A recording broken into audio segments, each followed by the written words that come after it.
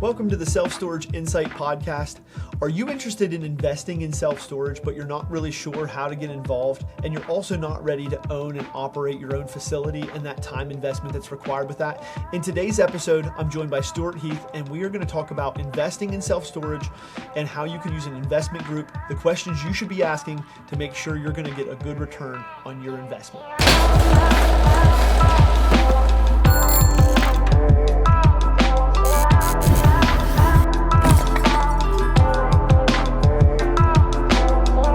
I'm joined by Stewart Heath with Harvard Grace Capital. Stewart, thank you so much for joining us on the episode today. If you don't mind, give us a little bit of your background on self-storage and investments. Thank you, Ben. It's an honor to be here. So short background on me is I'm a CPA, and which means I'm basically a numbers guy. I've been investing in real estate since 2001, but have only been investing in storage for about 2 years now. And what really drew me to it is the numbers itself. And I'm not just an investor, I'm an operator, because I've had a fair background in retail operations myself. And that's what storage is. It's a retail business. Mm-hmm. So, and we love storage. We're having great success at it. And we're adding a couple of more facilities right now as we speak. Awesome. So with Harvard Grace Capital, what's kind of the role that your business plays there with storage as far as syndications, investments, that sort of thing? Can you give us a little bit of context on what you guys do with that? Yeah, Harvard Grace Capital is an originator, a syndicator, and an operator in that we do everything from finding the deal to sourcing the investors for the deal. We typically will arrange the debt and guarantee the debt. And then as operators, we do all the day-to-day management as well. Okay. Awesome. So the deals that you invest in, you also manage. When somebody's looking to get into, investing in self-storage, and again, for the past few years, storage has been this hot button of like, there's a big buzz around getting investing in self-storage. It took off with COVID, and there's a lot of people wanting to invest there. And I still see the misperception of people thinking, I can buy a storage facility and I can have this asset that is just going to be passive income, right? And so to me, that's a huge misconception. If I'm going to invest in self-storage as a passive income, I'm going to really need to focus on investing with some type of limited partnership or some type of syndication opportunity. So that way I actually can, still have that freed up time that I'm anticipating getting from owning a storage facility.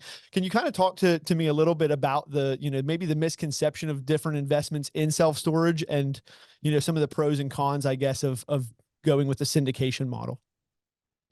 Yeah. I've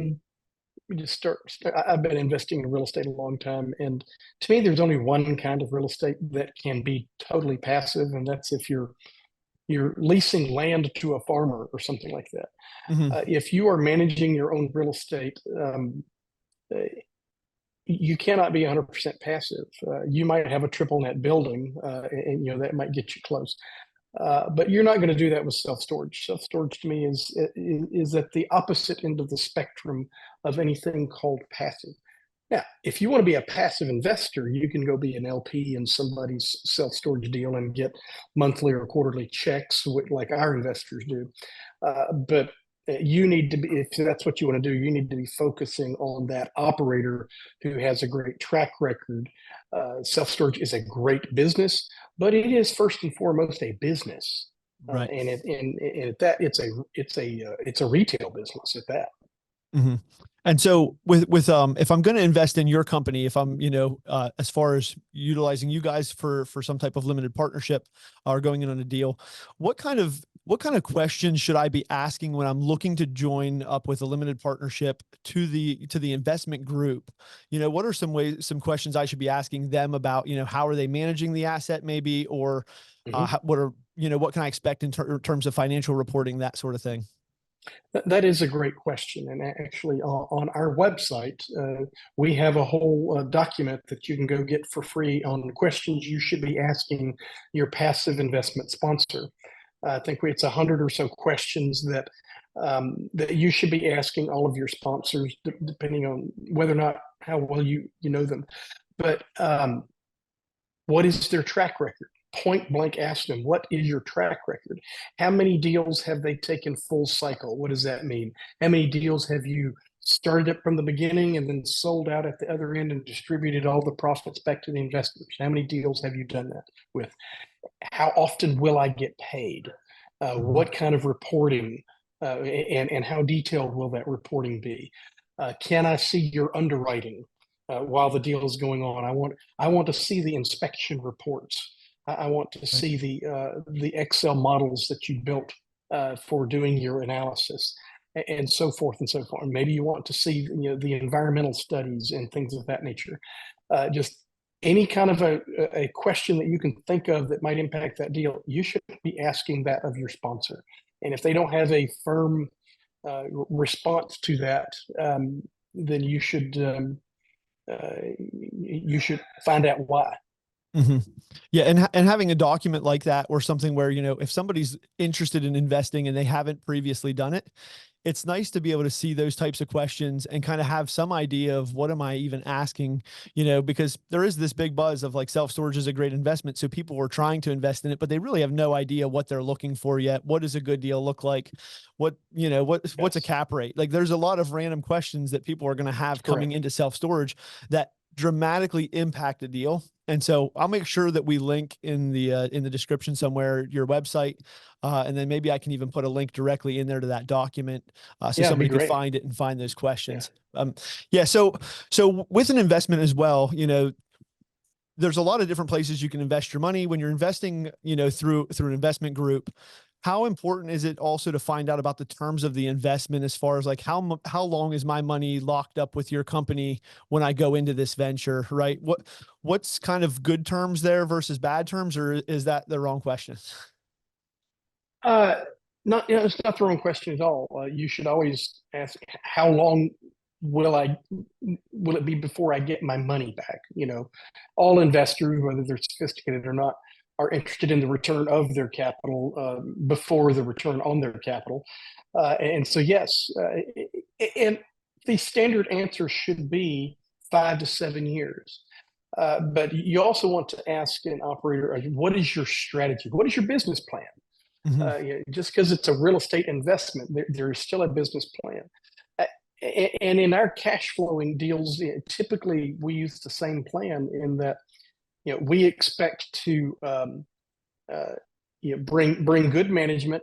We're going to have a cash flowing deal, and generally in 3 to 5 years, in 3 to 4 years, you should be able to refinance that property based upon what the market allows to have better terms.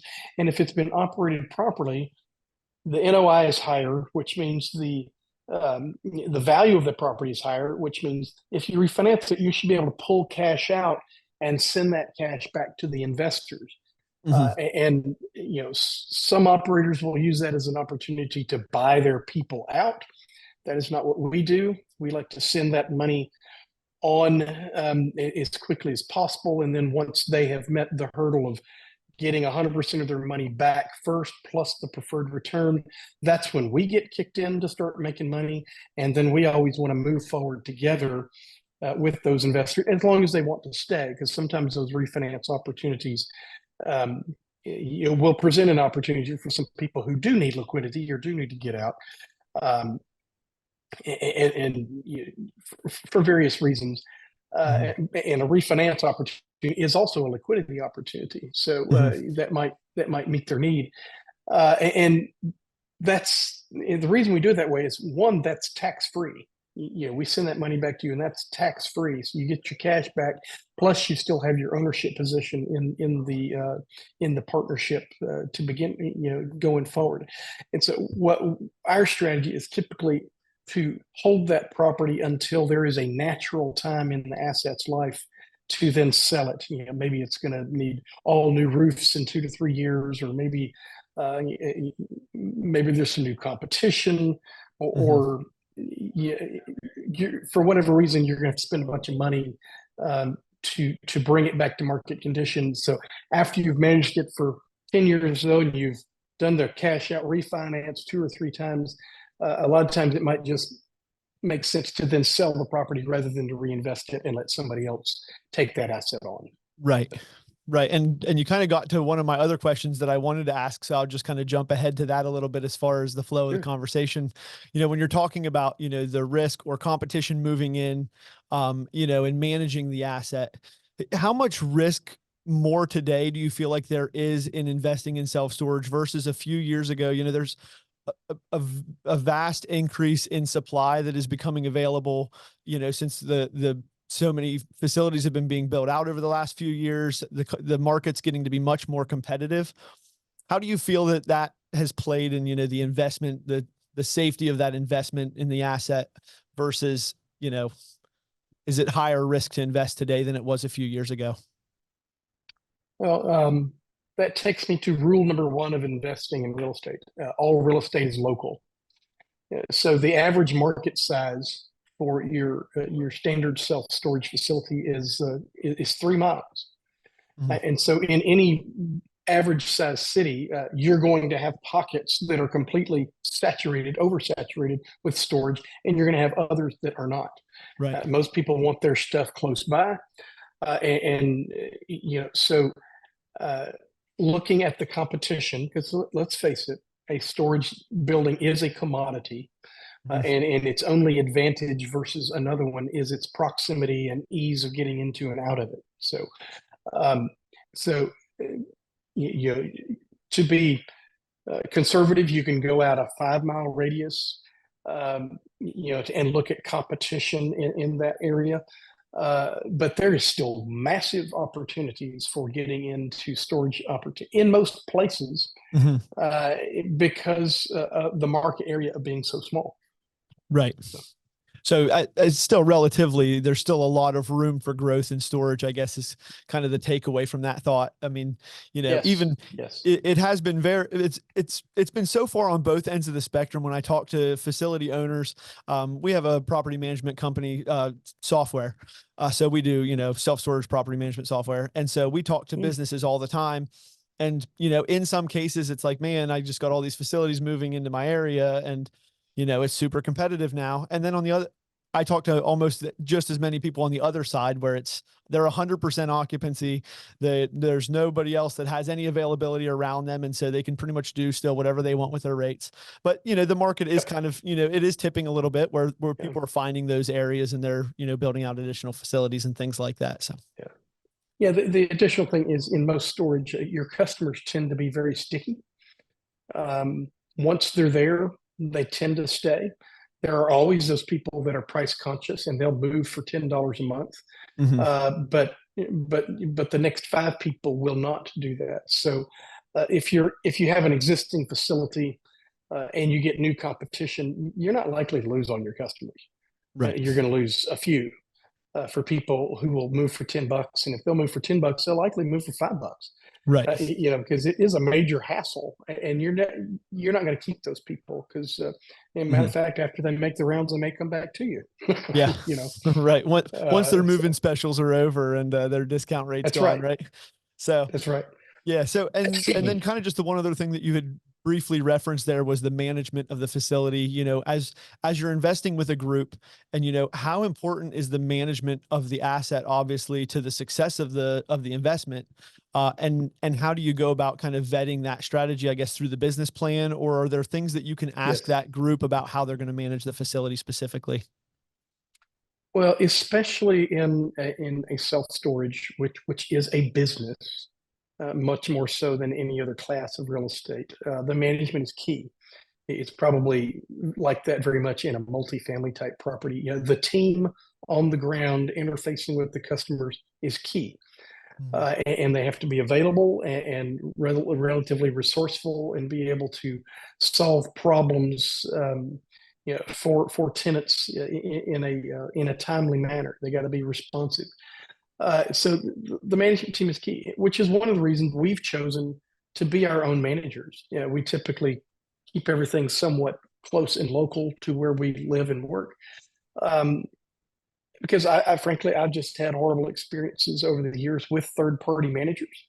And it's not that they're bad people. I think the business model is somewhat challenged in that, they really don't make very much money off of one property in order to keep really high quality talent. So we do it ourselves. It is the only way that we can be sure to deliver the business plan that we have sold our investors on. Mhm. Now we do have employees that we're constant. We're the asset managers. We're also investors with our investors. So Right. it's our money at work as well. Now that doesn't mean that there aren't others out there that do have good third party management. That's just the model that we've chosen to follow. But management's key. Mhm. I just can't. It is not a. It's not a hard business, but it's not passive, and so the boots on the ground people matter a great deal. Yeah. Absolutely. And kind of maybe to circle back around then to, you referenced multifamily a little bit. What is the main difference, I guess, if I'm going to come into a syndication, or like I'm going to be a limited partner in a deal and just invest and expect a return on my investment? What are maybe the differences that I should be looking at between a multifamily investment versus a self-storage benefit? Because you guys do both of those assets, correct? We do. We don't have any multifamily currently, but we're certainly familiar with the asset class. Okay. And is there a Yeah. reason maybe for the move from multifamily to self-storage, or what was kind of the reason for the direction, I Um, guess? well, statistically, economically, self storage correlates to multifamily almost one for one. You can see the growth in it, and when one's on the upswing, so is the other, and likewise when multifamily rents are coming down, usually self storage rents are stabilizing. Um, we love storage because there's no toilets. It's so Mhm. you almost get the same returns. But you don't have the overhead and management headaches. In self storage, when you have a problem tenant, you give them a 30-day notice and they're gone. In multifamily, you got to go through eviction processes and things of that. Now, I am not against the multifamily asset class. It is, to me, the foundation of all commercial real estate. Housing is huge. Uh, and once again, management matters a great deal there. It's a much more hands-on piece. Um, the reason we've moved away from it currently is that we think that most multifamily deals are overpriced. And we've never, in the last 3 years, we hadn't been able to find one that we could get into and have it cash flow from day one, because there's always somebody out there willing to pay more than we are. Right. And that's okay. Y'all go buy that one. I'll buy the storage facility across the street. you know, Yeah. but I mean, it's multifamily is a fine asset class. But for our own day to day management, we like storage just because it's um, there's less hurdles in managing that than there is in multifamily. Right. Awesome. Yeah. Great feedback and information. I guess one other question, and maybe just a little bit of a light question would be: have interest rates helped you or hurt you when you're working through an investment group?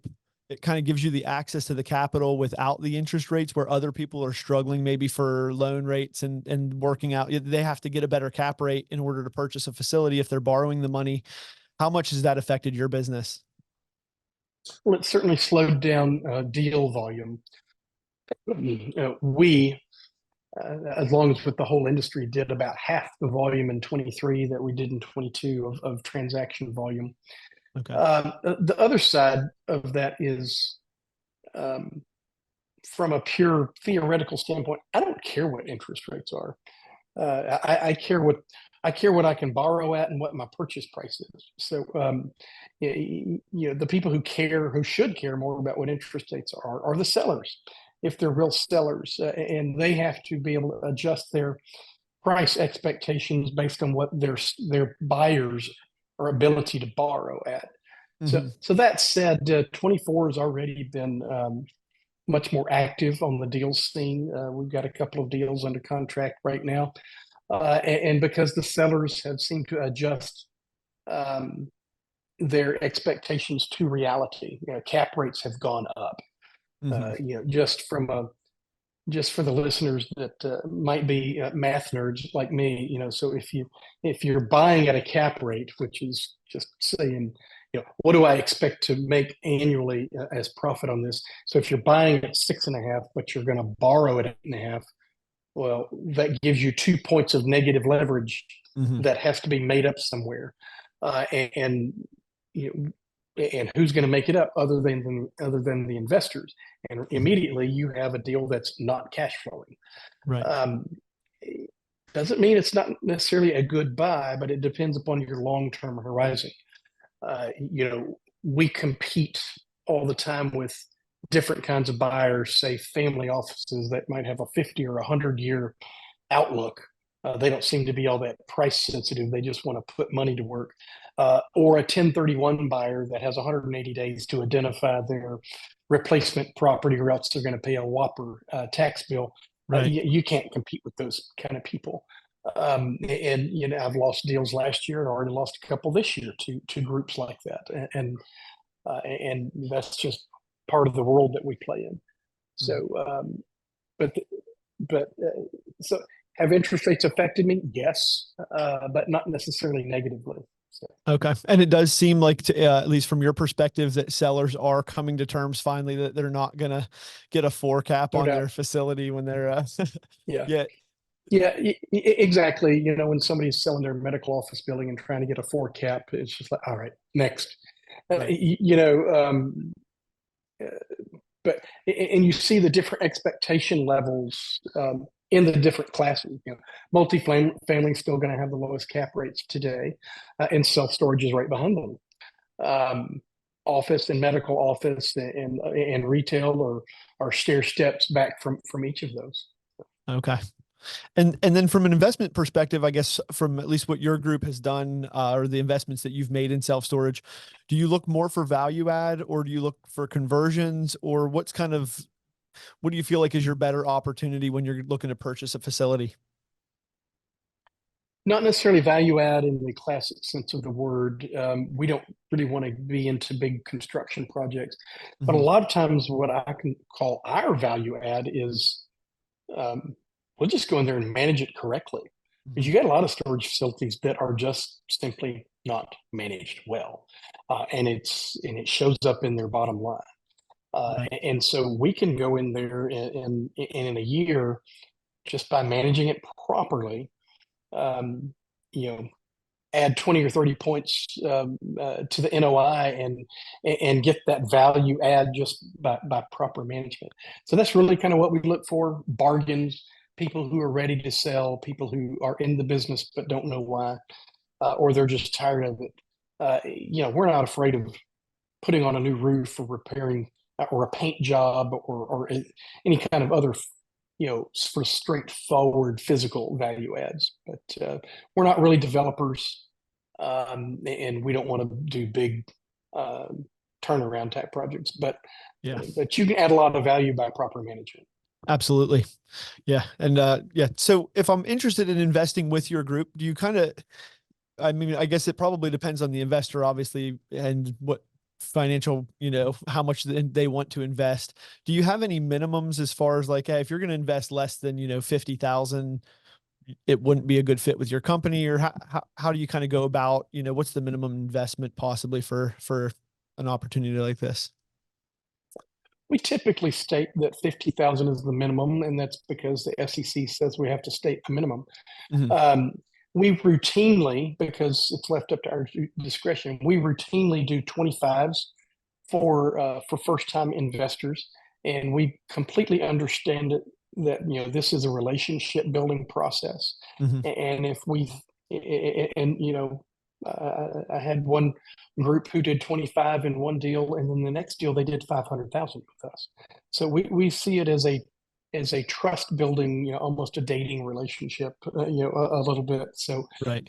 we are happy to, yeah, to stair step into this, and because we hope it becomes a very long investing business relationship. And it's not just this deal. We're Right. never just worried about this deal. We hope it's these 20 deals that we all do together, that type of thing. So 25, we've not gone lower than 25. We may or we may not. So I would say reach out and let's have the conversation. Right. Absolutely. And best way to contact you if somebody is looking to possibly invest with your group. Best way to get me is harvardgrace.com. And you can find those resources like I referred to before. You can also find my Calendly link, so you can book some time with me, and which I'm happy to do because I can talk about real estate all day long. Right. And get the free resources, get some time, poke around at the deals that we've done, and let's just get to know each other a little bit. Awesome. So maybe kind of to semi wrap it up here would be, do you have any one piece of advice that you would give to someone looking to make their first investment in self-storage? I recommend starting passively as an investor with someone first. Maybe you're partnering with somebody who's already done it, and that's a way to do it so that you learn the business. Or you just start out passively with a sponsor such as Harvard Grace or somebody else in your neck of the woods, and you just pay attention and learn the business. And then if you're wanting to move forward and do it on your own, then so you will have educated yourself. But pay attention to every little detail and ask lots of questions. Awesome. Yeah, great advice. On the facilities that you own and manage, has there ever been any crazy stories or anything crazy that has happened at any of those that you would like to share? Or we can skip over it if you want to, but I do like to hear some of the funny stuff that's happened at facilities. Oh yeah. We have a facility that's all large units, so they're all 20 by 50s, and that it attracts car people who have lots of cars or they like to work on their cars. And so a time or two, we've been called out because a Sunday afternoon on a nice day, you got a bunch of friends out there and they're racing their cars up and down, and they've got grills out and having barbecues, and they just turned it into a party venue. And and I hated to be the party pooper, but they were bugging some neighbors, and it's like, well, I'm glad y'all like it here, but this is not what. Thank you for tuning in to another episode of the Self Storage Insight Podcast. We hope you enjoyed this episode. Just a quick reminder, this episode was brought to you by CC Storage. CC Storage is a no-cost property management software that allows you to pass the fees for credit card processing on to your tenants, freeing up some CapEx space for your business and helping you more efficiently run your storage facility.